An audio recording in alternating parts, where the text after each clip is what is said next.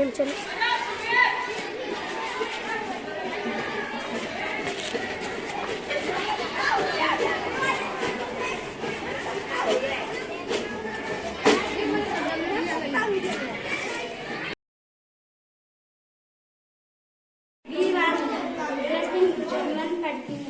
वीरवार दिवस हर साल 26 दिसंबर को मनाया जाता है। बाबा जोरावर सिंह की और बाबा फतेह सिंह की उनकी बैठक